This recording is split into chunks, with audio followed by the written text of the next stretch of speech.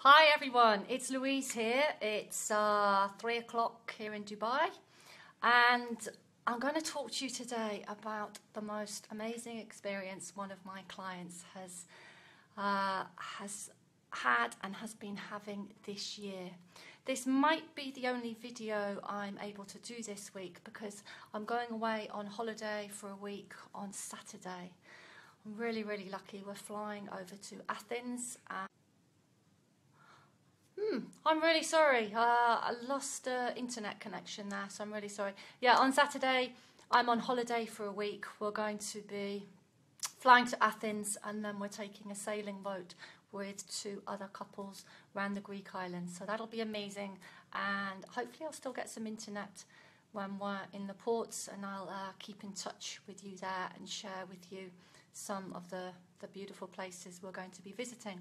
But today, I want to talk to you about a client of mine who came to me earlier this year, a few months ago now. Very nervous lady, very low self-esteem, no confidence at all, really quite unhappy and no idea what to do next with her life. Now, this lady said to me in the first instance, I don't want to talk about my past. There's nothing really to talk about. I had a good childhood. Mum and Dad did the best they could for me, but I really want to move forward because, you know, I understand coaching's about moving forward. So if you don't mind, we won't discuss the past. So I said, that's fine. Let's just see how we go and take it. You know, I didn't say yes or no. I just said we take it from there. And over the months, we built up a great rapport, a great connection. Now, this lady was suffering in relationships. She found it difficult to make deep friendships.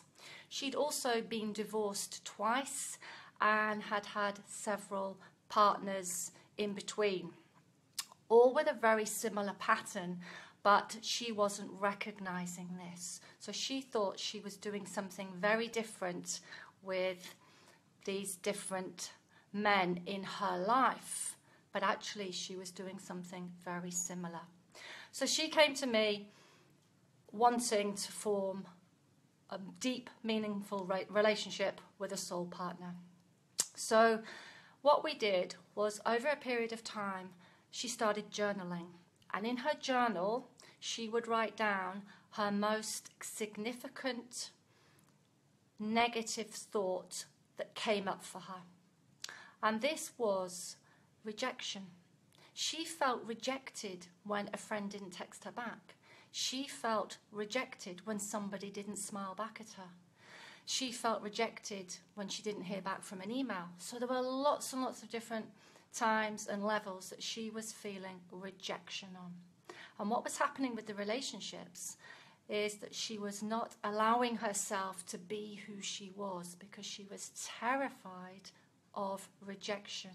But she thought it was something totally different. She thought, I must be doing something wrong. It must be they don't really like me. I'm not good enough. She thought it was all about her and that relationship. But actually, over a period of time, it was nothing to do with that. So the most amazing thing is we formed a timeline. And we did a timeline together. We actually went back, right back to her childhood, when she was a little girl. And remember, she didn't want to discuss this, but she just found herself talking about it. One afternoon, we spent 2 hours together, and everything came out. And in this timeline, we were able to recognize where the rejection started. And it started when she was a little girl. And she was a very keen footballer. And when she was 8 years old, she used to play football in a field behind her. And her mum and dad were at home. Nobody came to watch her. She was devastated. She was the best footballer on the pitch, and mum and dad didn't come. She couldn't believe it. She looked round at all the other players, and there was mum and dad. Hers were never there, never. And she grew up, she carried on going to the football and loved it, etc. So we went back to this period. Now, what was going on? What was going on with mum and dad at this time? They were actually going through a divorce themselves. They had financial issues. They did not set out to make that little girl feel rejected. They were at home sorting out their problems. They thought the best thing in the world was for their little girl to go and play football. She was out of the house and out of the arguing. So we gave the whole thing a new meaning. And this lady saw it very differently. She felt empathy towards mum and dad. They didn't mean any harm on her. She then didn't feel rejection, stood on the grass. She felt other people were cheering her on. She felt her manager, her coach thought she was amazing. The other kids in the team cheered her on. So she gave it a whole new meaning, not a meaning of rejection. And we did this through 5 and 6 examples that really triggered in her life. We gave them new meanings. So this lady was able to open up her heart today because she wasn't going to feel rejection. She didn't have that emotion anymore. She didn't have that belief that was holding her back. So with her relationships now, it was okay to open up because she wasn't fearing rejection. And now the most amazing thing is she has met her soul partner, and she says it's so different. She can just open her heart and open her soul. Now, I'm telling you this today because everyone can do this, but it's difficult to do with our conscious mind because we are driven by our subconscious behavior. So we need to find out what's going on in the subconscious. But you can start doing something today.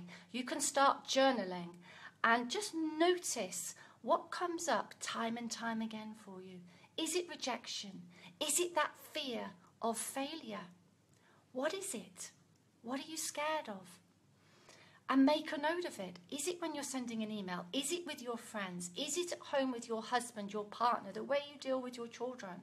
There will be one particular, well, we have lots of limiting beliefs, don't get me wrong, but I like to focus in on the one at one time because it's easier to change one. So you can use your journal to focus on the most significant thing that is affecting you. And when you learn to recognize what that is, we can then begin to change it. And honestly, it changes your whole life. So there is hope.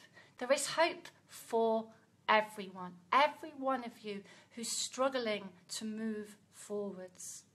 You can do this. This lady came to me with no belief in anything. And I can't tell you now that her life is unbelievable.